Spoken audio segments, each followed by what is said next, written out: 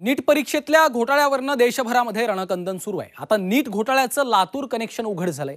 या प्रकरणी लातूरमधनं 2 शिक्षकांनाही ताब्यात घेण्यात आलेलं आहे। घोटाळ्याचा हा लातूर पॅटर्न नेमका काय आहे पाहूयात या रिपोर्टमधून।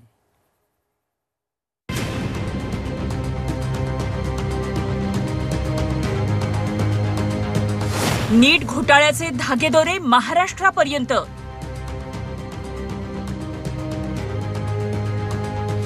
लातूरमधून 2 शिक्षकांना घेतलं ताब्यात।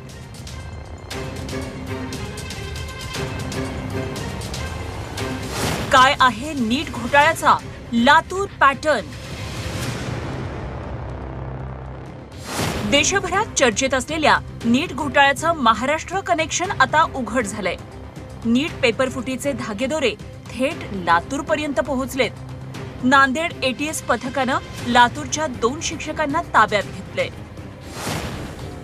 संजय तुकाराम जाधव आणि जलील उमरखा पठाण अशी त्यांची नावं आहेत। हे दोघेही पीएचडी धारक शिक्षक असून लातूरमध्ये ते खासगी क्लासेसही चालवतात। रात्री उशिरा एटीएसनं छापेमारी करत त्यांच्या मुसक्या आवळल्या।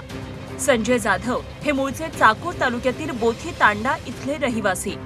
ते सध्या सोलापूरच्या टाकळी जिल्हा परिषद प्राथमिक शाळेत कार्यरत आहेत। ते लातूरच्या अंबाजोगाई रोड भागात राहणारे जलील उमरखा पठाण हे कातपूरच्या जिल्हा परिषद शाळेत मुख्याध्यापक आहेत। माझ्यासोबत जलील पठाण आहेत। सर, काय सांगाल की एटीएसने चौकशीसाठी आपल्याला बोलावण्यात आलं होतं, काय चौकशी झाली? नाही, तसं काही विचारलं नाही। त्यांनी फक्त आपला फोन चेक केले। त्यांनी आपला जास्ती असं प्रश्न वगैरे विचारले नाही। त्यांनी आपला फोन चेक करून फोन डिटेल्स, कॉन्टॅक्ट वगैरे, अकाउंट वगैरे चेक केले आणि आम्हाला ते सोडून दिले। चौकशीमध्ये असं काही निष्पन्न झालं? नाही, काय नाही बोलवले पण नाही, काय नाही। आणि त्यांनी ज्यावेळी बोलवतील आपलं त्यावेळी त्यांना आम्ही सपोर्ट करू, जाऊ, त्यांना माहिती देऊ, काय जे काय माहिती ते देऊ आपण। एटीएसला सांगितलं कुठे जाऊ नका, काही नाही, काही सूचना नाही।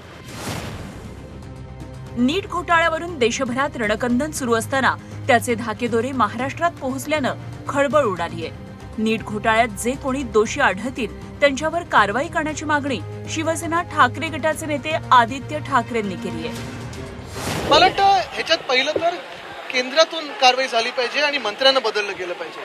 पहिलं त्यांनी सांगितलं होतं काही गडबड झालीच नाही, नंतर सांगितलं संशय आहे। काल रात्री आता पेपर 24 तासावर असताना रद्द केला किंवा पुढे ढकलला गेला। मंत्री आहेत तुम्ही, आता त्यांना परत राजकीय जबाबदारी द्याल, हे असंच चाललंय। नीट प्रवेश परीक्षेच्या निकालावरून देशभर वादाचं लोण पसरलंय। काही पालकांनी सर्वोच्च न्यायालयात धाव घेऊन जनहित याचिका दाखल केली आहे। नीट पेपरफुटी प्रकरणाची आता सीबीआय चौकशी करण्यात येणार आहे। बिहारमध्ये दाखल झालेल्या गुन्ह्याच्या आधारावर सीबीआय नवीन गुन्हा दाखल करणार आहे। संपूर्ण प्रकरण आपल्या हातात घेऊन सीबीआय कडून पेपरफुटीची चौकशी केली जाणार आहे। त्यातच याचं लातूर कनेक्शन समोर आल्यानंतर आता पोलीस तपासातून काय समोर येतं हे पाहणं महत्त्वाचं असेल। नांदेडहून सतीश मोहिते आणि लातूरहून वैभव बालकुंदेसह ब्युरो रिपोर्ट झी24 तास मुंबई।